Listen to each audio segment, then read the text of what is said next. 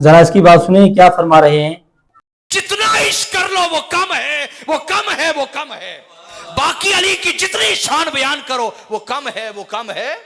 بس خدائی، الوہیت اور نبوت، یہ دو چیزیں چھوڑ دو، باقی علی کو جتنا بیان کرو وہ کم ہے. ہمارا عقیدہ ہے کہ علی نبیوں سے افضل ہے. تم علی کا آدم سے مقابلہ کرو گے تو کہہ رہے ہیں کہ اللہ کو چھوڑ کر اور رسول اللہ کو چھوڑ کر علی کی جتنی تعریف کرنی ہے کریں.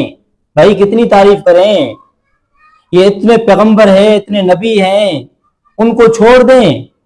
تو شیعہ کا کیا عقیدہ ہے، شیعہ کا نظریہ کیا ہے؟ وہ بھی تو یہی کہتے ہیں نا کہ رسول اللہ کو چھوڑ کر علی کو تمام انبیاء سے افضل مان سکتے ہیں.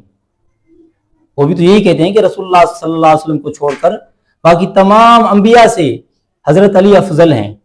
تو ان کے عقیدے میں اور آپ کے عقیدے میں کیا فرق ہے؟ آپ تو کتابیں سنیوں کی پڑھتے ہیں، بخاری شریف کا حوالہ دیتے ہیں، مسلم شریف کا حوالہ دیتے ہیں، ترمذی شریف کا حوالہ دیتے ہیں، لیکن بات تو شیعوں والی کرتے ہیں. عقیدہ تو شیعوں والا ہے، نظریہ تو شیعوں والا ہے، لباس سنیوں والا ہے، بات کا لہجہ سنیوں والا ہے، روایت سنیوں والی ہے، لیکن طور طریقے شیعہ کے ہیں، روافظ کے ہیں. حضرت ابراہیم علیہ السلام ہیں، حضرت موسیٰ علیہ السلام ہیں، حضرت عیسیٰ علیہ السلام ہیں، اتنے انبیاء علیہ السلام ہیں، ان کو چھوڑ دیں. اور فوراً ہی آپ نے حضرت علی رضی اللہ تعالیٰ عنہ کی بات کی، اور آپ نے حضرت ابو بکر کو چھوڑ دیا رضی اللہ تعالیٰ عنہ کو، عمر فاروق کو چھوڑ دیا، عثمان غنی کو چھوڑ دیا، ان سب کو آپ نے پیچھے کر دیا.